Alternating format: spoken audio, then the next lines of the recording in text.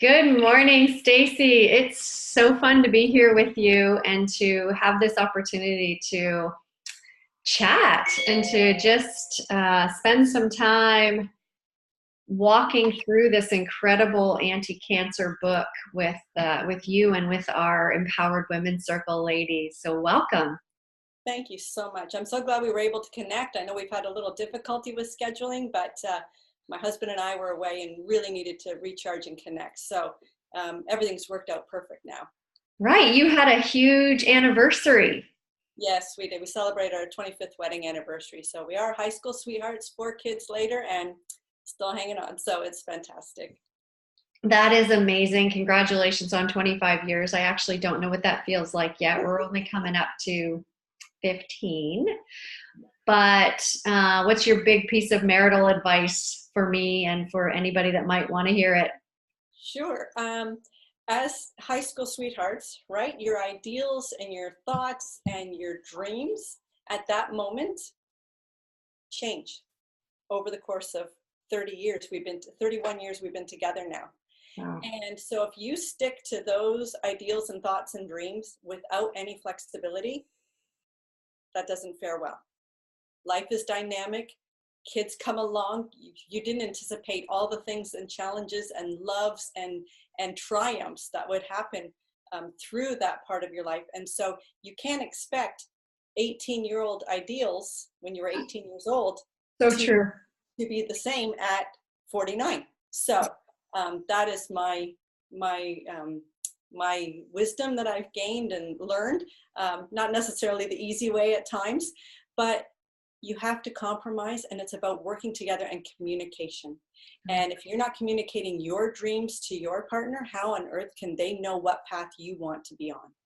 So So true. It's so true. And I feel this and I see this a lot with people is that um, truly being in that type of relationship is where each of you tries to support and help each other to be the best that you can be. And you actually feel that sense of elevation when you're with someone who is pouring into you as much as you're pouring into them. And I love your advice. Thank you for sharing that.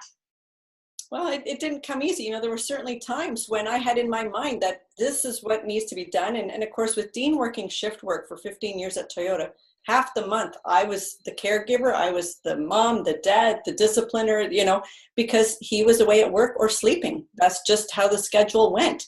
And so to find that balance, when he would be back present in the home, that was tough at times. So, we survived it and learned from it. Congratulations again. That's incredible. So we are talking today about chapter 3 and 5, two nice, short, succinct chapters of our anti-cancer book. I see you have the book beside you there, and hopefully our audience has already got their copy.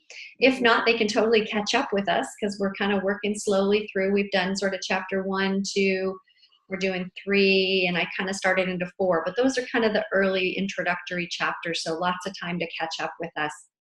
So today, let's start with chapter 3. It's called Danger and Opportunity. And so I want to just turn over to you. We talk about one of the key things from that chapter was when Dr. Servan-Schreiber talked about his personal experience when he received his cancer diagnosis. Mm-hmm. And it's so true for so many. Sometimes you perceive it as being a battle to be fought when you're given this diagnosis. But one of the things that he really noticed and faced was that not only was his life kind of turned upside down on many different levels, but friends and family members, as the news travels, they find themselves at a loss as to how to deal with your new situation. At times they may not know what to say. They don't want to say the wrong things. They don't want to offend you. They don't want to upset you. They're really treating you with kid gloves when he has mentioned, and I personally have not had to go through it myself. I've certainly been with many people who have faced the diagnosis of cancer and gone on their journeys. But people want to treat you with kid gloves and try and protect you, but also they may seem to back away and become less involved just because of their own fears of not knowing how to help you. They feel powerless. Many things like this. And one thing that he speaks about in the book that's really important for him, that he was able to continue to live life as he did before his diagnosis. And there's one section that he talks about. He was out with his brother, and they used to joke and laugh, and just as brothers would. And they wrote at a social, and where people could see them, and some of his colleagues had passed by, and he noticed that as he was engaging with his brother and actually laughing, how dare you laugh when you have cancer, was some of the expressions that were given to him as colleagues passed by, observing him having fun. And why is life supposed to quit? Or why do you have to pretend that you're already buried just because you've been given a cancer diagnosis? And he found that laughter and living life as he had lived it was one of the most powerful things that he could do for himself to continue to live on his journey, and that it had become even more important than before. Wow. And so two big pieces I notice in that reflection of that chapter is that, one, it's almost healing to be able to just live life normally, to kind of step out of the cancer patient role and into, okay, this is who I am, this is my life, I want to live it normally. And that can be somewhat healing and feel, feel better, obviously, than the hopeless sense of I'm a cancer patient. But the other big thing that I'm feeling in that we've been talking a lot in our Empowered Women Circle is that it's almost like he had to look after the people around him, when in fact he should have been focusing on his own healing. And we talk a lot about having first intention on ourselves, which is something that I learned from some of the resources with Feminine Power, is that really being able to step into, what is it I need? I need to live my life normally. I need to not be worried about how others are reacting to me. I need to be able to just step out and be myself, and focusing on what I need, which we as women know often feels selfish, isn't actually selfish. It's actually really essential that we're able to put that intention on what is it that would be best for me in this situation. And obviously for him, what would be best for him is just be able to live his life normally and not have to kid glove with everyone around him. Exactly. Amazing. And so he also mentions that getting his cancer diagnosis was somewhat liberating. And so it's really kind of weird to use that word, liberating. How on earth can be getting a cancer diagnosis be liberating? Well, and that's the thing, when you think about perhaps your own life before being empowered or enlightened, or taking more control of your own presence, your own intent in your own life, how often did you find yourself just going through the motions, right? Life gets in the way of living. And so you have your husband, you have your home, you have your children. And, in the past, certainly those things were put ahead of myself. And so you would go through the motions of getting the kids off to school, getting yourself off to work, picking everybody up, getting them to where they needed to be, and then going to bed and starting the next day over. That is not living life. I'm exhausted just thinking about it. And that's not living life. So at times when people are given a cancer diagnosis, that bucket list shows up, right? If they have a period of time and a confined amount of time, left to them, then they decide that if I'm well enough right now, these are the things that I have to accomplish. These are the things that I'm going to do. Why are we waiting for a diagnosis? Why are we not doing that when we're truly healthy and fit? And you know what? That would give your life so much more meaning and keep you healthier emotionally, spiritually, physically, mentally, all of those components of balanced living all together, if we truly lived every moment as it were our last. Because no day is guaranteed, no moment is guaranteed. And, as we know, those that suffer from heart attacks, it's gone in an instant for many. And so, don't wait for that moment of a diagnosis. And so oftentimes our progression of life is, you go through school, you finish school, you find a job, you pay your bills, you get a house, you get married, and then you'll find your happiness later. You worry about your happiness later. You have to accomplish all these things first. What's the point of going through all that trial and tribulation if you're not happy in the first place? And happiness is such a huge emotional component to well-being.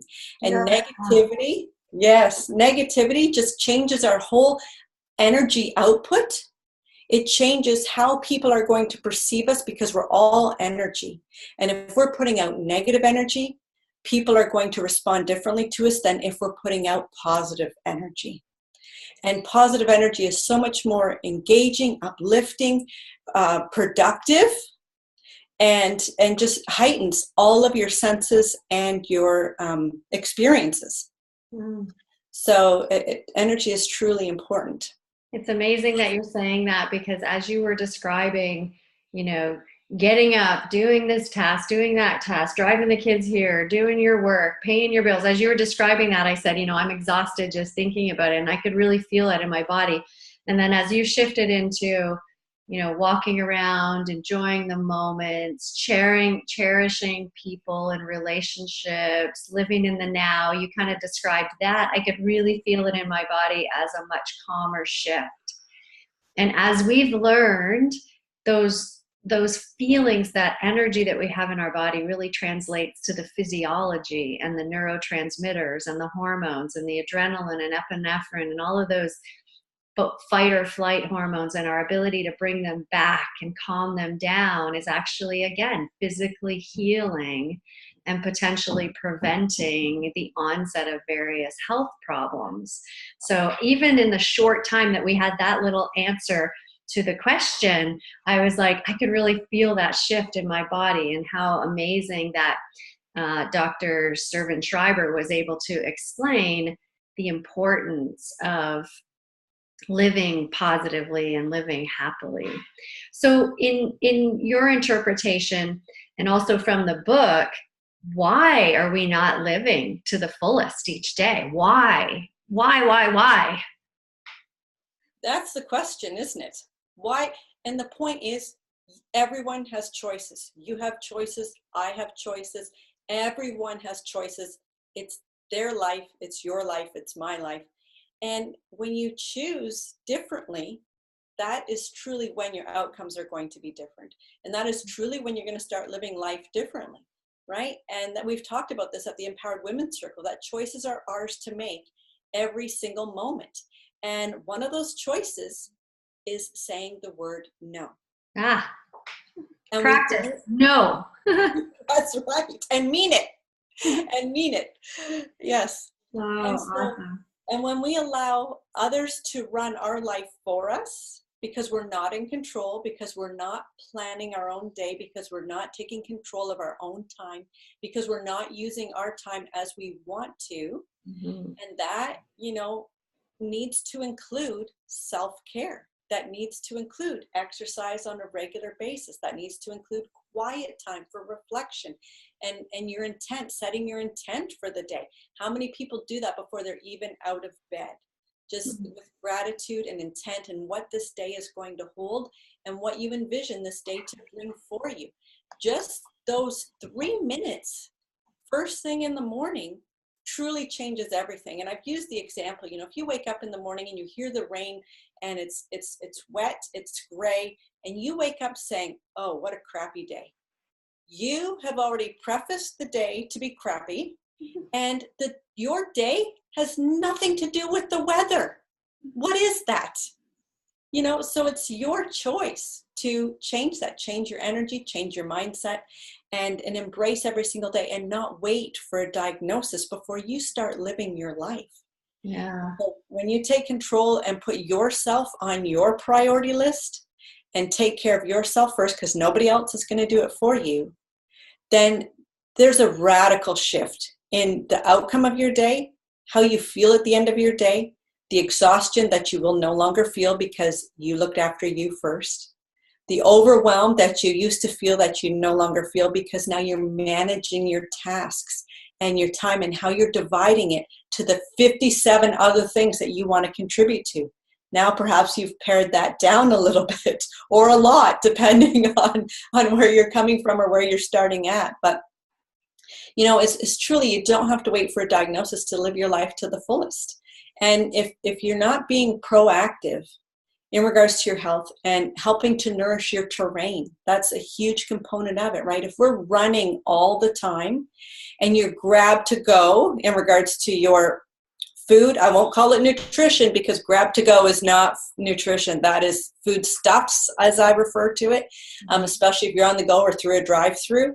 If you're not nourishing your terrain, your body is running on fumes. I liken it to an engine, right? And if you're not fueling it well, how on earth can you expect it to function well? And that includes your sleep.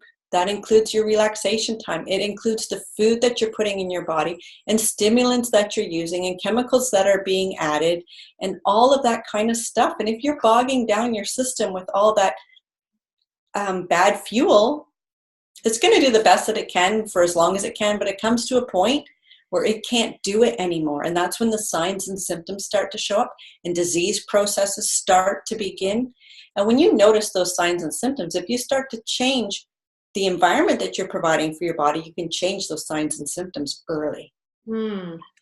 So I realized we still have some questions to go through, but I realized as you started to say that, of course, we're going to come to some of the anti-cancer foods and the anti-cancer brain and some of the other real key components to preventing, to living an optimum, life, to creating an optimum terrain in your body. But you have a ton of resources available. And I realized we didn't actually build this into the process, but which website would people go to if they wanted to know more about what you just started talking about fueling your body healthy? Sure. Thank you so much. The Balanced Living Academy. The next one is coming up next month live, but I also have it virtually as well. So you can just go to balancedlivingacademy.com. And for the virtual program, it's /join, JOIN. Okay. That's the information page. The program is there. Everything is online for the virtual program. So balancedlivingacademy.com /join. Awesome. If there's a way we can add that link to some of our correspondence surrounding this video, we will, because I noticed as you started talking about that, you light up, and it would be really nice to give people a chance to hear even more in relation to what you have to offer fueling your body. So that kind of ended chapter 3. And chapter 5 was break. Go ahead, Stacy. Yeah. In regards to that, your genes.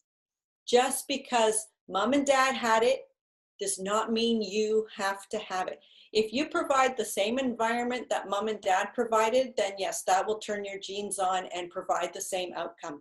If you change the environment that you're providing for your terrain, for your body, for your systems, if you change that and you fuel it in a positive fashion and you take it in a positive direction, you will absolutely change your outcomes. Genes can be turned on and off by the environment that they're in, that they're found in, and you do have input, you have control, and you have choices. And that's the last key component of chapter 3 that I wanted to bring forward there. Great. And one of the biggest pieces of the advancing science we know of today is that we really have that ability, we call it epigenetics, that ability to alter some of the genetic expression of our health and our vitality and our illnesses and our preventing illnesses. That's really helpful. So chapter 5, Breaking Bad News.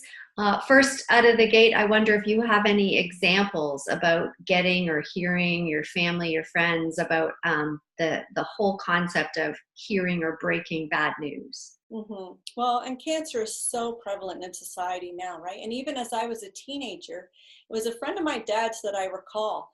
And it was really striking because he was a smoker. He ended up with a diagnosis of lung cancer. And I remember my dad commenting on it and just seeing it happen right before your eyes. Within 5 weeks, he was gone. Oh. Because he chose to no longer live. He chose to accept the diagnosis, and you could see it. He stopped getting dressed. He didn't go out. He no longer he was the baseball coach of the senior men's baseball team, the old timers. And, you know, he no longer participated in any of that. He didn't socialize at all. He isolated himself. So he stayed in the home with his wife, no longer got dressed, decided just to quit eating, and that was over. Wow. Right. And so it struck me so much in regards to how much control we do have over our progression, whether it be positive or negative. Mm-hmm. Based not just on what we eat and our sleep and our stress and our social circles, not just on those things, but also our mental ability to say, some people don't like to use the word fight, but I'm going to live the best I can in each moment versus I've got a cancer diagnosis, I'm already dead, which, you know, I can't even imagine having experienced having to hear that news, but 1 in 2 people will hear that news. So it's going to be close to home for everybody if it hasn't already. And I understand you had a very, very dear friend who recently had a cancer journey. And I wonder if you can share how that went for her. Well, and it was such the opposite, right? And so she had breast cancer, quite a large mass, but it was unlike anything that the doctors had ever seen. She was an anomaly, right? And it was to a very advanced stage. They didn't know how to treat it, but she also came from a very empowered place and a very holistic place. Her name is Jill Robinson, and she's written a fabulous book called Jill's Journey, which documents her healing journey through her course of breast cancer, but also all of the other holistic healing modalities that so many people don't even know are available to them. So it's a great resource book too, because she shares her experience and what she did and what she incorporated and how it affected her, and just all those things that she nourished her terrain with. So nourished her home, nourished her lifestyle, nourished her body with the foods that she was taking and the things that she eliminated from her. Can you give us like the top 3 or 3 that really quickly come to mind that people could do right now? First is foods. The foods that we put in our bodies in the North American diet is white. Get rid of the white. Wheat, dairy, sugar, they're inflammatory. Cancer loves acid. Dairy is an acid former in the body. Cancer loves sugar. That's the power source. That's the powerhouse to energize it. Get rid of sugar, and you will help to decrease the functionality of cancer because it'll start to starve a little bit. So many of those things are easy enough to do, but people just don't realize that that's what they should be doing. And did Jill do those things and has that written in her book? Huge. And then also mindset.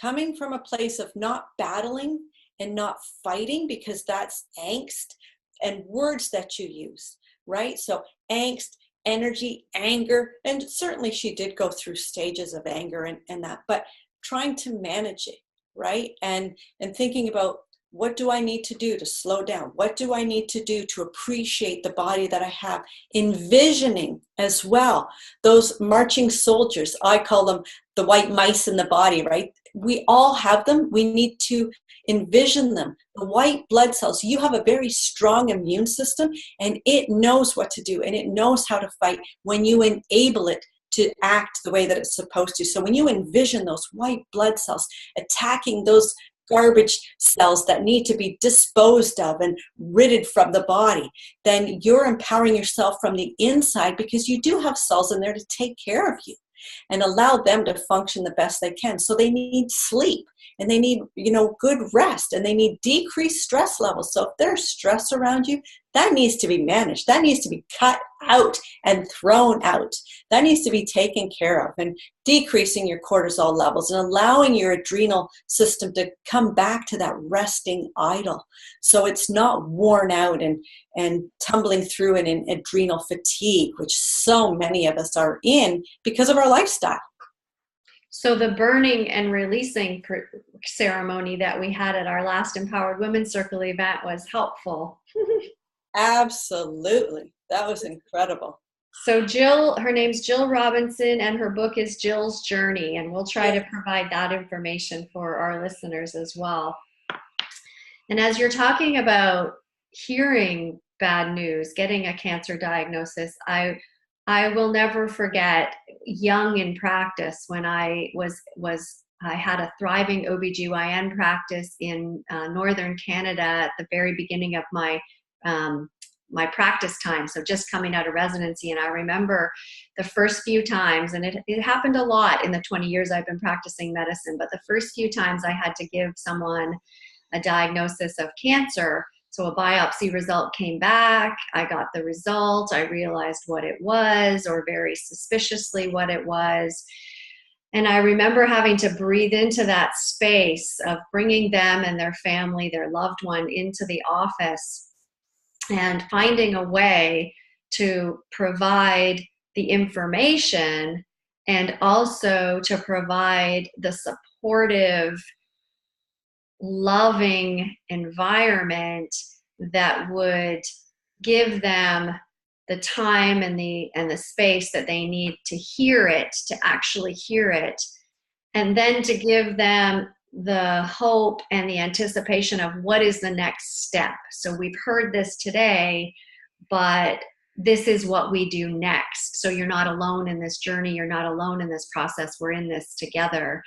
And I had never really used the word presence, but as Dr. Servan-Schreiber describes in chapter 5, he speaks about presence and the need for being really present and open and willing to listen and willing to hear. And I wonder if you talk about, he says, when you're facing danger and uncertainty, the need for presence is so vital. Can you share what he was talking about with that? Absolutely. And, in our neurological system, our bodies are wired through the nervous system, and everything functions from A to B at times, right? So neurologically and with our emotional makeup, we are wired to rely upon and to need others for our well-being, not just for procreation. We don't need a partner just for procreation, although that's, survival of the fittest and continuation of the species. So that's, why we're here. But also through companionship, right? Solitary confinement is an imprisonment, and that's a punishment because we need companionship. We need social, we need interaction with others. So that is also important for our emotional well-being. And when it's funny, he gave an example of observing a group of monkeys. And when you see them, when they're faced in the wild faced with a danger situation, you can see their anxiety levels rise and their alertness. But as this occurs, they also instinctively huddle together and begin feverishly grooming each other. So this does not reduce the danger, but it relieves the loneliness encountered during the danger. And as I was reading that, and a thought occurred to me, and in so many situations, not just when you're given a cancer diagnosis and your entire life is turned upside down, but think of yourself when you were little. As a little girl, I really hated thunderstorms. They really distressed me. Of course, they would always come at night. They would wake me up from a deep sleep. And I would be laying in my bed with my head under the covers, and I would be able to time it because we had a 75-foot long hallway in our home to get to my mom and dad's bed. So from the time the thunderclap went, I scurried all the way down the hall and took a flying leap onto the bed into their bed for comfort and security, right? So nourishment and companionship from others is what you seek during times of danger or stress or things like this. So that was the one thing that really popped into my head is, as children, it didn't matter that mom and dad took the thunderstorm away because they didn't and they couldn't.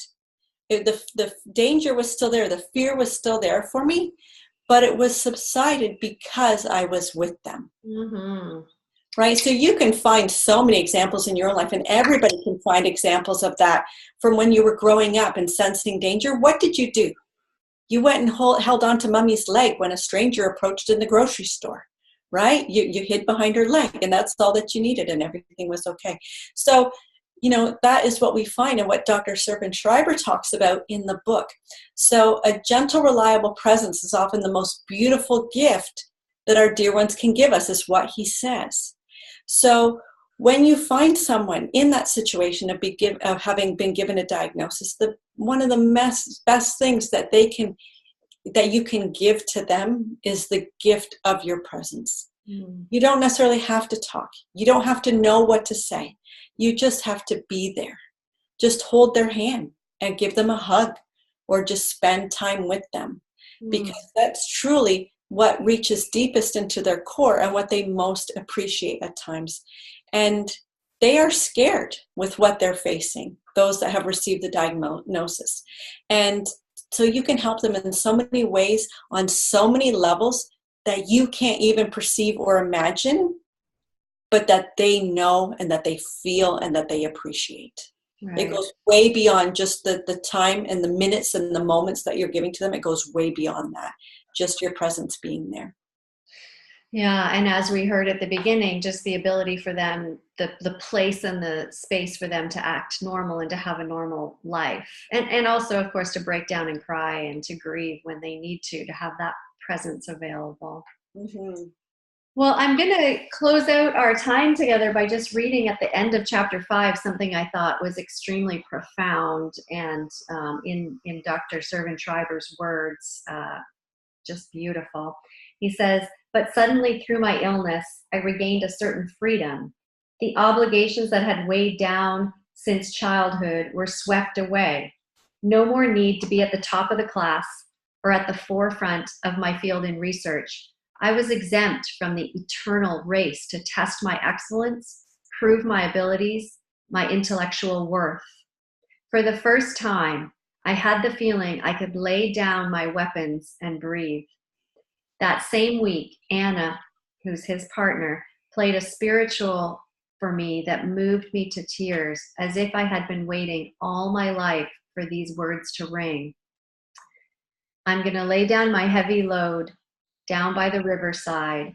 Ain't going to study war no more.